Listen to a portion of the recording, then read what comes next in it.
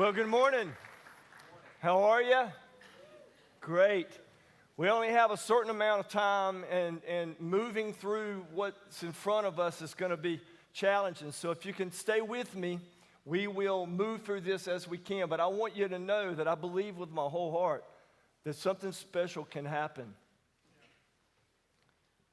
I've spent my whole life leading to this podium this morning.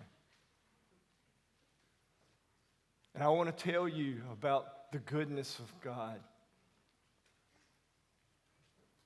I want to read a scripture that will wrap everything around, and then we'll move straight into it. It's in Ephesians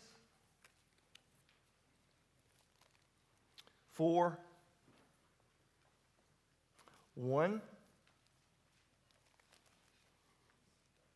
And it says, I, therefore, the prisoner of the Lord, entreat you to walk in a manner worthy of the calling by which you've been called. I, a prisoner of the Lord, entreat you, beg you, urge you to walk worthy of the calling by which you've been called. Listen, every calling has a story. Stay with me. Every calling has a story. Whether it's Paul on Damascus Road, when he was walking and a light out of heaven shines and down and carries him to his knees and changes and alters his life. Or whether it's Moses standing in front of a bush that begins to burn and a voice comes out of it. There's a story for every calling. This morning, I want to share 3 stories with you. The first one I want to share is about Connie Maxwell, where I work, where we take care of broken, abandoned, abused. Listen, if you're in here and you've got somebody who loves you, you're fortunate. You are blessed. There are children on the street that are hungry. There are children on the street that are sexually abused and thrown away. There are children that are broken in families. If you're sitting here this morning and you've got a meal and you've got a chance to learn and grow and make a future, God has blessed you.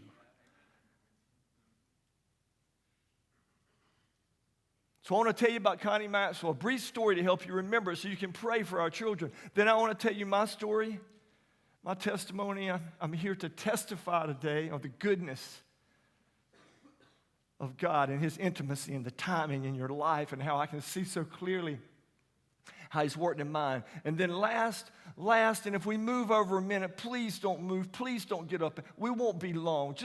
Let me walk through this with you, because the last story I want to talk about is yours. Your story. He walked into the room and she was sitting on her bed. He walked closer to her and he felt the top of her forehead, and it was hot and from fever. He reached down as he brushed her forehead and he whispered in her ear. He said, Connie, I love you, Connie. Daddy loves you. Connie died that night. She was a 7-year-old little girl who had scarlet fever, and she died right there in his arms. And it crushed his heart. It's Dr. J.C. Maxwell, a doctor in Greenwood. They had lost all their other children, and the only one that was left was Connie at 7 years old. And he felt like he had contracted scarlet fever, walked in, given it to her in their home, and she died, he felt, because of her, and it crushed their hearts. At that moment, he heard about the convention talking about having a place for orphans, for children who have no place to go. And it touched on him, and he responded to it, and he told them, I have nothing left to live for. My little girl is gone, but I'll give you everything I own. And 470 acres of land if you will just do one thing, if you'll just remember her name. So today, Our ministry is called Connie Maxwell Children's Ministries, and she has been remembered. Over 18,000 children in 130 years have walked through the sacred halls and been healed and loved and fed and taught the love of Jesus. Connie Maxwell. Then there's my story.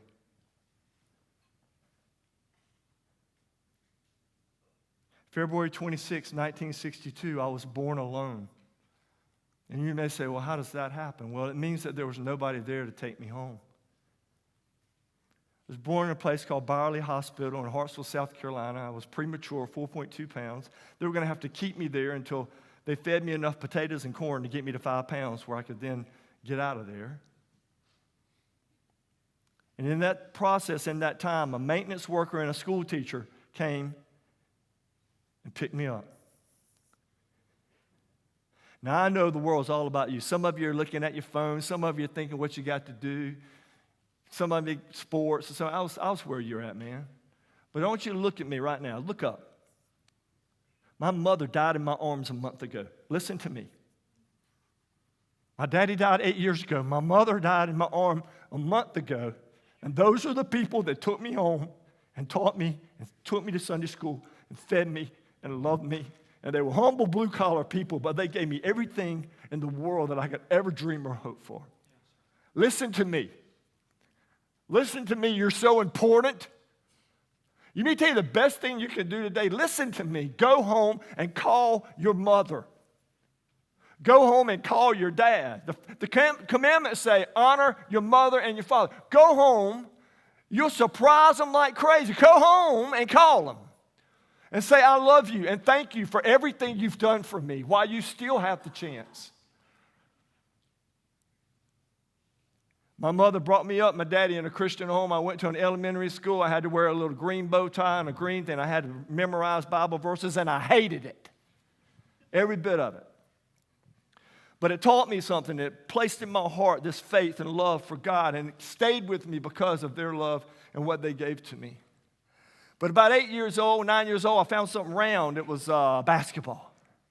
Man, I began to love basketball. I got to admit, I got started getting pretty good. And when I started getting pretty good, I was about 22 points, getting in the newspaper. And I thought, man, if I'm in the newspaper, I'm going to work harder on this. So I went and worked harder on it. And the harder I worked, the better I got. And then I started feeling like I was loved. Like people loved me because of that. Man. So I played harder. I played harder and harder and harder because people loved me and I'm in the newspaper. And then the thing happened that was really special. The cheerleaders started noticing me, okay? Now, I want to tell you something if you don't understand this yet. At 16, 17 years old, if the cheerleaders notice you, you give your life to it. So I gave my life to it, and man, I was turning it out, and everything was good, and I kind of stuck God over on a shelf. You with me? I was busy building my kingdom. Put him on a shelf and began to live and build the things all around me, man. All around me. I walk in the room and I say, yeah. They say, what's happening? I say, yeah, I'm glad you got to see me today. What's up? Right? And it all came into late one night. I was escorting a homecoming queen at the homecoming football game. We left, went to a party. We were coming back and we were going very fast. The life of the party, and I went around a curve out near Kellytown Stadium. If any of y'all know, football in Hearts was big, and I was at Kellytown Stadium. I was going around a curve, and I remember the car began to spin just a million miles a second. Everything stopped just as still as you are right now. And I looked up, and the two girls that got in the car with me were lying there still. They were like mannequins, and I remember reaching over to the homecoming queen, my girlfriend, and I shook her and said, hey, and she came to, and I thought, oh my God. And she got out, and she walked across the field, and I thought, oh, thank God, thank God. I hadn't thought of God in years. And I looked back in the car, and the girl who just happened to get a ride with me was sitting mangled against a tree. Her face had hit the tree, and I had the strength to get her out, and there was nothing but stars in the sky and crickets singing around me, no one around anywhere. I laid her on the ground, and I remember taking her arms and holding her arms down so she couldn't touch her bloody face, and I'm going, I'm sorry, hang on, please, I didn't mean for this to happen. I promise I didn't. I take it back. I take it back. But if you don't hear anything else I say today, you can't take it back. You can't take it back.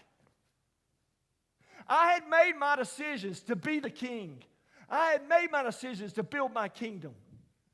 I'd made my decisions to walk off the path because I was so cool and so strong and so popular that I could do that. And in my greatest moment of need, there was nowhere to go but to Him. And that night they put them in a hospital room, and I listened to her cry all night long thinking she was going to live or die, and that was the night. Now listen to me. I'm no preacher. I don't have a theology degree. I found something that looked like God, and I gave my life to it. I gave my life to it. And that night in that hospital room, I surrendered to Jesus. Can't tell you anything. Fireworks went off or anything. I just know my heart rested in knowing that it was time for me to come home. So from there, I started running. I was playing basketball, but I started running. I ran so fast. I got a college scholarship like Forrest Gump. Got a college scholarship. Then I ran so fast, I caught the most beautiful woman in the world at college. Watch out, that'll happen to you. Because I told God when I surrendered to Him, I said, Lord, I'm going to give you everything, but there's one thing I'm holding back. And the Lord said, what is that? I said, I ain't marrying no ugly woman. I am telling you right now, I am not. I ain't doing it. And I didn't. If y'all could see her, she couldn't come this morning, but she's a beautiful girl. Now, I'm going to show her this video because that's brownie points right there. You hear me? That's how that works. So I started fundraising at Charleston Southern before I graduated. I spent 35 years at 8 institutions, Winthrop Medical University of South Carolina, raising money. I raised over $100 million and worked with 12 presidents, blah, blah, blah, blah, blah, blah. Got my PhD. I was going to be a university president. By the way, y'all got a good one. Gene Fant is the bomb. I'm telling you, you're very fortunate to have Gene Fant. He's the bomb. It's great. Does a great job. But I got in a political fight, and I fell out in the middle of the crossroads of my career, and I didn't know what was going to happen. And if you've ever been broke, and you probably haven't, but I'm telling you right now, as an older man with wisdom to give you, that one day you will be broke. It's not if, it's when. You will be broken. That's why you need to make sure your heart's strong, your faith is strong. You need to make sure of it because there'll be a day when you don't have anything to lean on, and I came to that day. And I didn't know what my career was going to look like. I was trying to get out of the bed. I was trying to do the things I needed to do, and my wife said, let's go down to the beach, to our little place we have that my dad bought for $900 back in 1957 on the marsh, a block from the ocean. I always said, that's the best investment you ever made. He said, it's the only investment I ever made, right? But we went down there, and finally my wife got me to go out because I was licking my wounds, and we went out to a little seafood restaurant. Now, hang on, listen to me. I'll be right here. Look here. I went to a seafood restaurant, right? No church, no sanctuary, seafood restaurant, trying to get myself together, and I'm sitting there waiting on our names to get called, and there's a little 5 or 6 year old African-American boy that starts running all around us. And he distracts me. And when he came by, I hit him on the head, just playing with him. And he came back around, he had these little toys, and he goes, you want to play? Deborah was a teacher for 30 years, so she loved the little bad boys. I think that's why she married me, I'm not sure. And then he came back around, and he asked her, do you want to sleep over tonight? It's cute, he's innocent. And I looked up, and I saw a white couple watching him. So I got up and walked over, and I said, hey, that kid's special. And they said, where's foster parents? I said, well, listen to me. I don't even know your name, but I love you. Anybody who gives a kid a home that ain't got no place to go, I love them because I was rescued. I don't know where I'd be today if it weren't for my mom and daddy. So thank you. I love you. Thank you for taking care of that kid. Went back and sat down with my wife, and they called their names to go to the restaurant, right? To go up these stairs, and that little boy's walking backwards behind them going, hey, y'all come with me. Y'all come eat with us. And I'm going, Deborah, we don't know this child. And they called our names, and we go in, and he's sitting on the left hand. I never forget. I can see it. He's sitting on the left hand of the corner of the restaurant, and he's on the chair on his knees going, "Hey, we over here." And I'm going, "Whoa, what's going on?" Hey, don't forget this. Don't forget this. Holy moments are ordinary when they're happening. You don't see the holy part till you're past them. You think Paul ever got over that road when he walked down it? And you think he ever didn't see the light again? You think Moses ever walked by a bush and didn't go, "Well, that thing's going to start burning and talking"? I mean, holy moments are ordinary while they're happening. So we go sit down. I'm still licking my wounds. But I looked at my wife and I said, "He's not going to leave us, honey. I know he's not." It had distracted me and tended my heart just enough where I was broke enough to go, "Man, God's not going to leave me.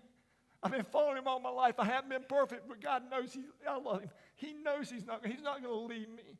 Where's my career or my dream or my ball game or my scores in big school? He's not going to leave me. I've been there for him. He's faithful. He's a good father." And about that time, I heard something going. And I looked around, and that little fella's running as hard as he can towards, he is not leaving till he comes to our table. He jumps 5 feet out and lands sideways like a kindergartner in my wife's lap, turns his little head, and says 8 words that changed our lives.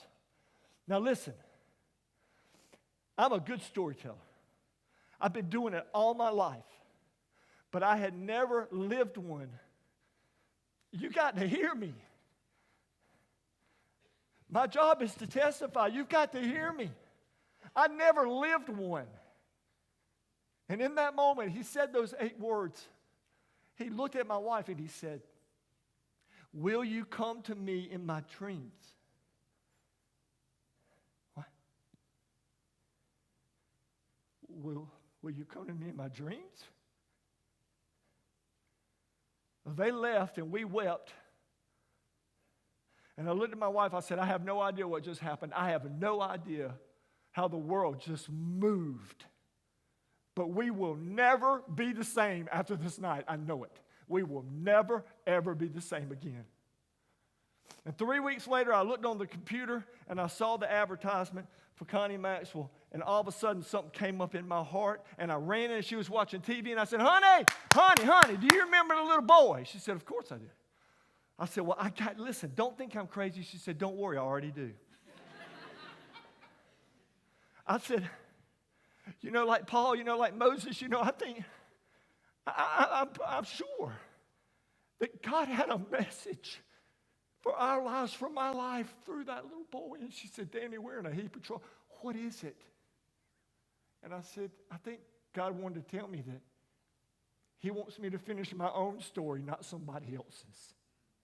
Listen to me, y'all. I only got a minute to talk to you, but listen to me. Find out what your story is. Find out what God wants you to do. And whether you're poor or rich, or whether you're weak or strong, stay with it. Because it'll be the most wonderful contentment of your entire life. And you don't have to back up down the road and find another one that he's trying to lead you to. Deborah and I surrendered to Connie Maxwell. Half the money, twice the meaning. Instead of with billionaires at caviar receptions in Charleston, we now sit in Connie Maxwell Baptist Church holding broken and abandoned and abused children. And we have never, ever experienced the joy and contentment of life more than when you surrender to God and do what he calls you to do. I know we got to go. I know you're all watching your clocks, but please, I came all the way up here. I got up earlier than I wanted to. Please don't leave. I got to do this. Stay with me. It's the most important part. So that's Connie Maxwell's story, and that's my story. But here's why I came today. Look at me. What is your story? Look at me. You know why it's so beautiful to ask you that? You've got your young lives. You've got it all ahead of you. You can design it now. You can write it out. You can glorify God. You can do the things that make something really happen in this world. You don't have to be broken and throw your life away. You can figure it out now. You can design it, and you can do something that really matters in the world. And so I'm asking you, with my whole heart this morning, what is your story? You know, it's funny, I do this a lot, and I walk out into crowds, and I ask them that. And you know what's really interesting? Is that most people, when I ask them, I look at them and say, what's your story? You know what they do? They look down. You know why? Because they're chicken. Do you hear me? Yeah, chicken. Because they don't know what their story is. All they ever heard it was from their mama or their Sunday school or their daddy. They don't have their own story about who they believe in and what their life looks like because of that. Now, all I'm saying to you is this. If you're with me, answer that question, what is your story? Because whatever your story is, that's what you're going to be remembered by. That's how your kids and your wife and your friends and everybody that you know is going to remember. Listen, lean in. Can you hear it? Oh, shh, they're talking. Listen, it's all your friends. Look, your Sunday school teacher, your teachers, your aunt, your uncle, they're all walking up. Listen, they're talking. Listen to them. Lean in. They're talking. All your people. They're coming to your service. Oh, I know you're young, but I've known some young people to die recently. Their candle goes out like that. They had no more chance to write their story. Listen, it's possible because it's your service and they're talking. They're walking up to see you. Listen, what are they saying? Lean in. It's your coach and teacher. Look, they're talking. What are they saying? Because whatever it is they're saying, that's who you are. That's who you are. So are they saying you're the most selfish person in the world? You never stop to be compassionate to anybody? You got your own thing going on. You're ready to cut somebody in the back just to make you look better. What are they saying about you? Or are they saying that you're the most compassionate, loving, merciful person that walks through life and a light comes into the room? What is your story? It's important. It's important. So as I close, I think the most wonderful story in the world is that I'm not the only one that's adopted in this room. All of you are adopted. God loved you and chose you. Isn't that beautiful? And it's because of grace. It's because of what? Oh, I'm sorry. What? That means you got something you didn't deserve it. You hear me? You didn't deserve any of it. He loved you, chose you. So I want you to hang on just a minute longer and I'll let you go. But I want you to, I think I want to sing. My wife always goes, oh God, Jesus. But I want to sing. I want to sing for Bree. I want to sing for Katie. I want to sing for the Lord. And I want you to sing with me, all right? And it's real easy. Even if you don't sing, come on. Come on. If you're feeling it in your heart, come on. You got to let that thing go one day. You got to just be yourself and open up. Sing, right? Enjoy that freedom, right? Okay? You going to sing with me? Or are you going to leave me up here alone? Huh? It's all right. You were adopted because of grace. I want you to sing this with me. It's real easy. Everybody knows it.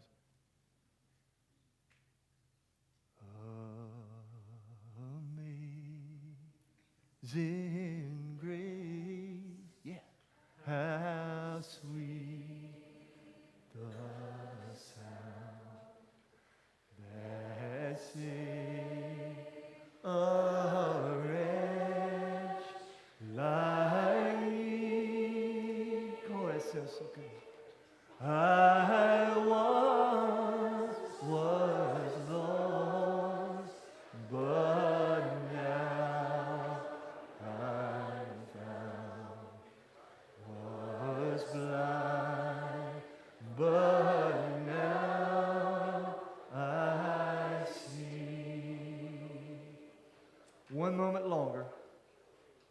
president of Connie Maxwell for 46 years in the early 1900s. His name was A.T. Jameson. Late one night, I was reading one of his books in the back, and a quote captured me that really sums up everything I'm trying to say to you this morning. And that quote is this: Lord,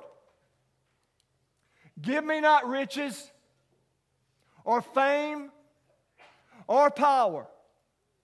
Lord, allow me the privilege of walking hand in hand with a child through your gates. In the name of the Father, and of the Son, and of the Holy Spirit. Amen. Amen. I think I'm supposed to say, I'm not going to say you're dismissed. I'm going to say, go get started writing your story. Bless you.